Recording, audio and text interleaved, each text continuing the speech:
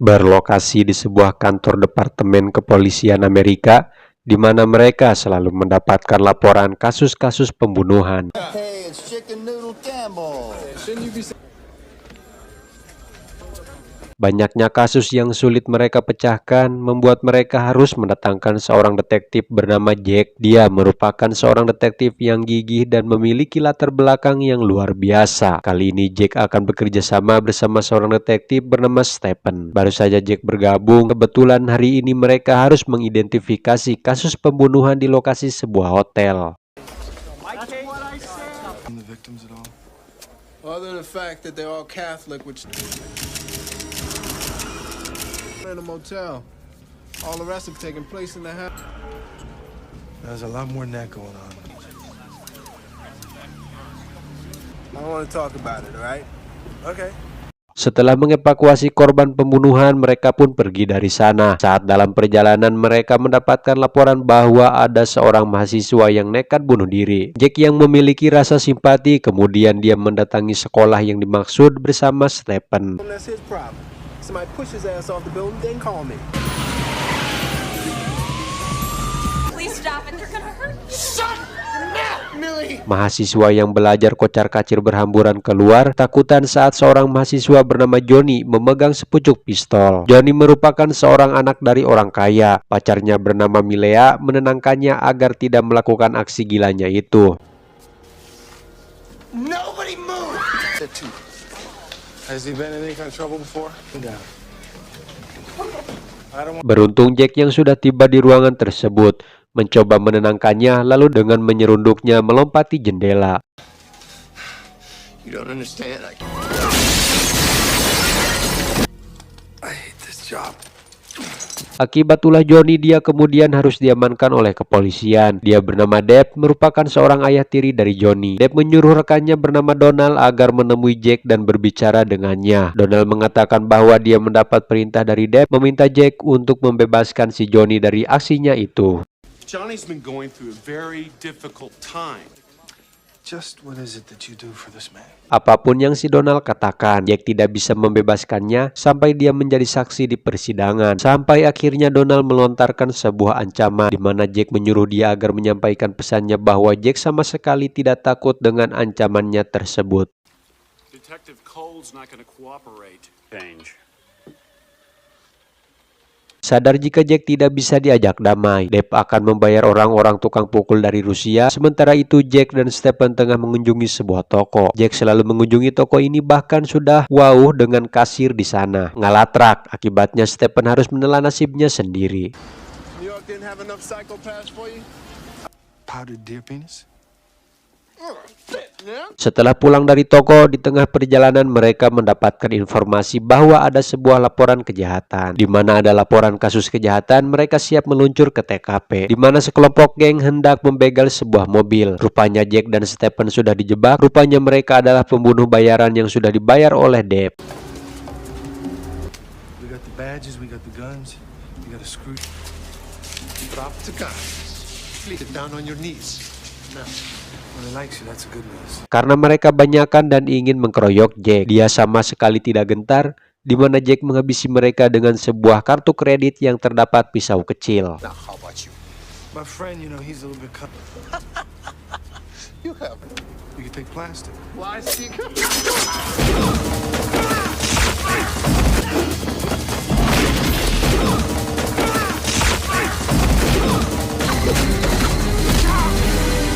Mereka dihajar habis dengan mengenaskan. Tak sengaja Jack melihat tato di lengan salah satu penjahat, di mana mereka merupakan komplotan dari mafia Rusia. Stephen yang penasaran dengan Jack, dia bertanya kepada atasannya siapa si Jack sebenarnya. Di mana si atasan menjawab, jangan banyak bacot, bekerja samalah dengan dia. Pada suatu malam, seseorang yang sangat misterius dengan membawa senjata memasuki kamar pasangan suami istri yang tidak berdosa dan menembak mereka sedang tidur di atas kasur.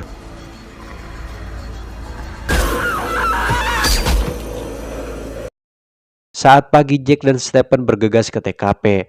karena ada laporan pembunuhan. Setelah menyaksikan, Jack sangat kaget dan tidak menyangka bahwa korban yang dibunuh oleh si misterius semalam adalah mantan istrinya, di mana si korban dihabisi dengan keji, di mana Jack hanya bisa hulang-hulang. Bahkan sampai di kantor pun Jack sama sekali tidak banyak bicara.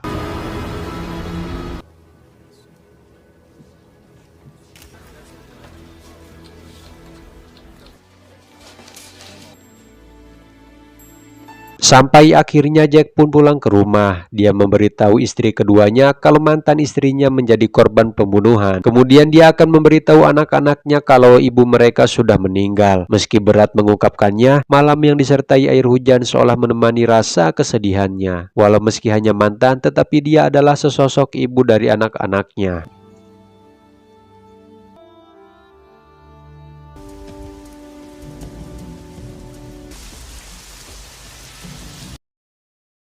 Jack dan istrinya beserta kedua anaknya menghadiri acara pemakaman mantan istrinya. Setelah menghadiri acara pemakaman tersebut, Stephen mengatakan kenapa Jack menyembunyikan semuanya kalau dia adalah mantan istrinya. Your background's nothing but smoke and mirrors. Who are you, Jack? Kemudian Jack mendatangi tempat Smith mencari tahu nama-nama bos mafia. Jack paham kalau pembunuhan berantai ini dilakukan oleh pembunuh profesional karena mereka membunuh dengan baik dan membersihkan dengan rapi. Oh, this individual gives me an impression that he's a freelancer. Certainly keep my eyes peeled and my ears open. Right now, that's Setelah bertemu dengannya dan tidak mendapatkan informasi yang akurat, Jack harus dikesalkan oleh kerocok-kerocoknya si Smith yang petantang petenteng. What Bruce?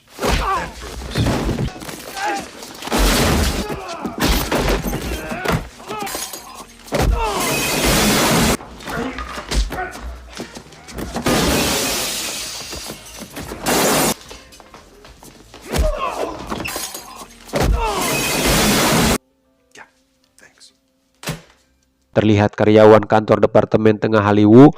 Stephen mendapatkan telepon dari seseorang yang bernama Melanie bahwa dia tahu sosok seseorang yang sedang Stephen cari. Tidak buang waktu, Stephen langsung menemui Melanie ke tempatnya dan dia memberitahu salah satu nama yang bernama Christopher. Rupanya Stephen tidak memberitahu Jack, di mana Jack hanya tahu berkat dari salah satu karyawan departemen. Setelah berhasil mendapatkan informasi keberadaan Christopher yang berada di sebuah gereja, terlihat Christopher sedang berdoa. Saat akan keluar, Christopher melihat Jack yang sudah berada di tempat parkir di sana. Menyadari Jack akan menangkapnya, tiba-tiba dia menyandra seorang pendeta. Jack memasuki gereja, dia melihat si pendeta duduk di kursi sembari ditodongkan sepucuk pistol oleh Christopher, di mana Jack memohon kepadanya hanya ingin berbicara sebentar bersama si pendeta, di mana Jack meminta si pendeta agar pergi secepatnya dari sini. Right away. Jack menuduh Christopher bahwa dia telah membunuh mantan istrinya. Awalnya Christopher memang mendapatkan perintah, tetapi dia menolaknya dan menjelaskan kalau orang lainlah yang melakukannya. Saat itu Christopher pikirannya sangat kacau. Bahkan dia ingin menembak kepalanya sendiri, tetapi Jack mencoba menenangkannya, dan pada saat Chris hendak menembak Jack, dengan terpaksa Jack harus menembaknya saat itu juga. I can't do that. I am in hell. Kemudian para kepolisian tiba di sana dan Stephen yang juga hadir di sana, di mana atasan mereka memarahi Jack karena sudah bertindak sendirian. Si atasan meminta Jack dan Stephen untuk hadir ke divisi propos besok pagi, di mana Jack dites kejujurannya, di mana Jack diberi beberapa pertanyaan oleh seorang psikiater tentang masa lalu yang sudah ia lakukan, di mana Jack dengan santai menjawabnya dengan benar. Did you kill your ex-wife? No. You know, I somehow think that you know. What do the worry beads?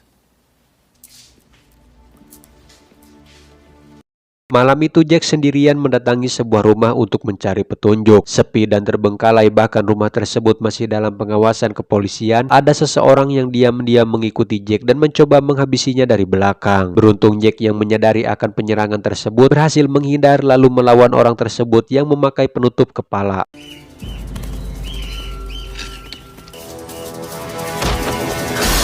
Merasa Jack bukan tandingannya, orang tersebut dengan cepat kabur karena tidak ingin dihajar oleh Jack. Tak sengaja Jack menemukan surat tagihan sang pemilik rumah yang bersangkutan dengan nama Deb. Sementara Stephen sendiri sedang berada di dalam bioskop, di mana dia sedang menyaksikan drama yang romantis dan sedih yang memang itu drama kesukaannya. Bahkan dia pun terbawa suasana saat menonton drama kesukaannya.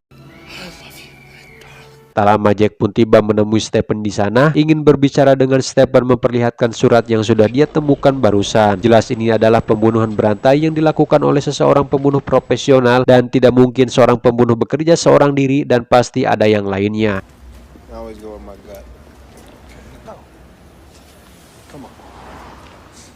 Tak apa hubungan Smith bersama Deb, sebatas kerja atau apa, ketakutan Deb terhadap Jack membuat dia bertanya-tanya siapa Jack sebenarnya. Di mana Smith menjelaskan latar belakang Jack yang tidak dimiliki oleh siapapun. Dia merupakan seorang prajurit yang sangat cerdas, pernah bertugas bersama Smith dalam tugas-tugas khusus yang dijuluki dengan nama The Killer Man. Bergerak dalam samar-samar lalu dia akan menghabisimu saat itu juga.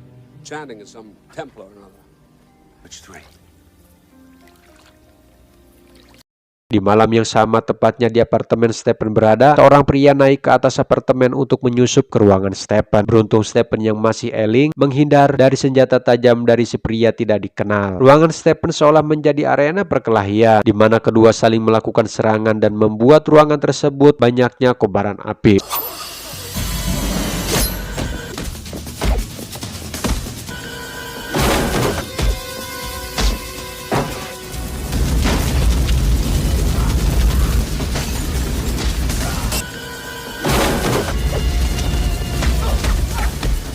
Si pria tersebut tidak langsung menghabisi Stephen karena ada gas yang bocor yang sebentar lagi akan meledak ruangan tersebut. Kobaran api ngerembet pada gas lalu dengan cepat Stephen melompat keluar dari apartemennya yang beberapa detik akan meledak lalu mendarat di atas mobil.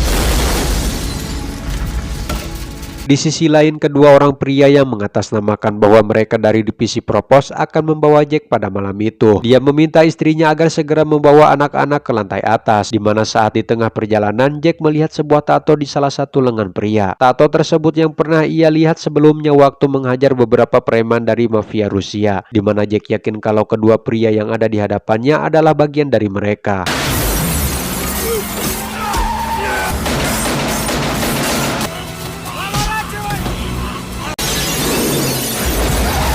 Sehingga Jack menghajar mereka di dalam mobil. Akibatnya mobil itu tidak terkendali, di mana Jack berhasil keluar sebelum mobil tersebut meledak. Keesokan paginya Jack menemui Stephen di apartemennya, di mana semua sudah berantakan, sama-sama mendapatkan serangan. Mereka akan menjadi sasaran si pembunuh berantai atau seseorang psikopat.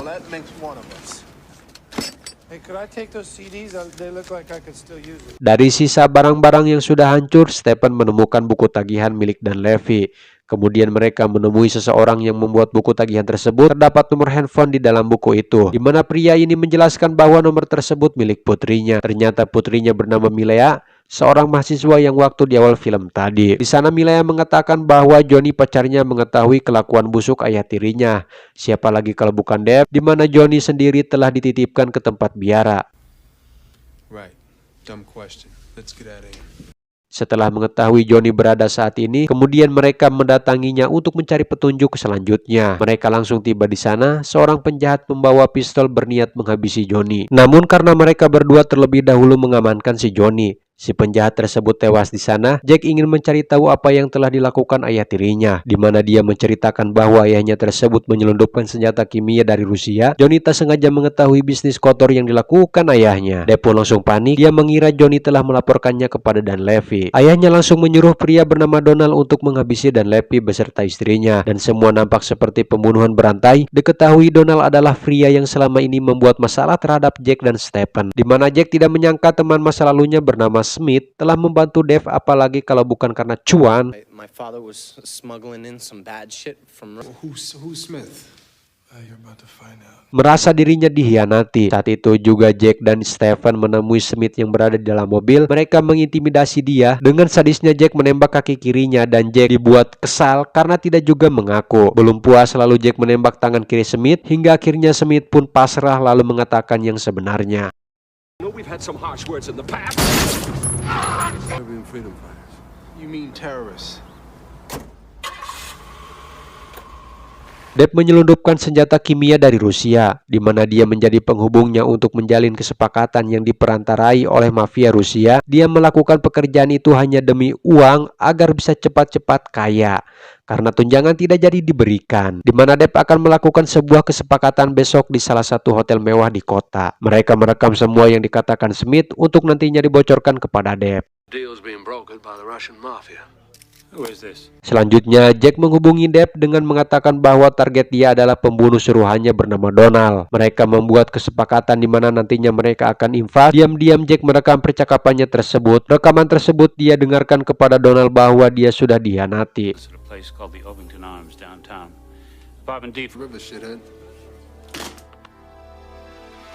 Terlihat mereka bersama anak buahnya memasuki ke dalam hotel. Si resepsionis yang sudah collab bersama Jack memberitahunya kalau mereka sudah datang. Tiba di dalam ruangan, Donald dan Depp bersitegang karena tahu apa yang akan dilakukan Depp.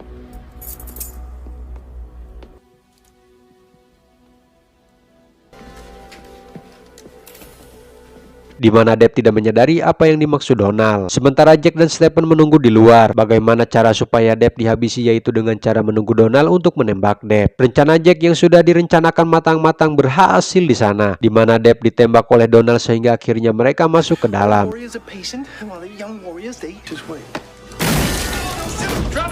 Ketegangan terjadi di dalam ruangan antara dua orang detektif dengan sekelompok penjahat, terutama Donald sang psikopat kejam. Mereka pun beradu tembak di sana.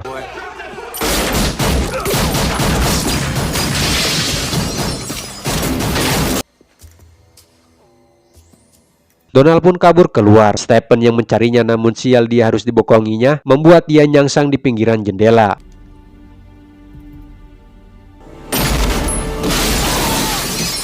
Berteriak minta tolong. Dengan cepat Jack menolong rekannya tersebut. Setelah mengamankan Stephen, Donald berniat keluar. Ternyata pintunya sudah dikunci yang sudah ada Jack yang sudah menunggu kehadirannya. Bacotannya tidak mempengaruhi Jack, padahal dia tidak tahu kemampuan berkelahi Jack yang sesungguhnya. Pertarungan epik terjadi di mana Donald babak belur dihajar habis oleh Jack. Balas dendam atas kematian mantan istrinya, mencekiknya dengan keras lalu melemparkannya ke jendela dan membuat Donald nyangsang di atas pagar besi yang tajam.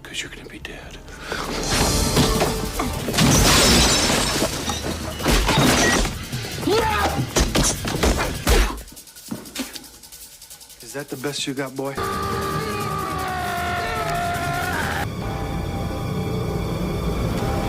Hingga akhirnya film pun tamat. Mudah-mudahan si admin bisa cepat tembus 1000 subscriber. Terima kasih semuanya yang sudah nonton, dan buat kalian semua jaga kesehatan, jaga diri kalian ya. Semoga dilancarkan aktivitasnya, amin.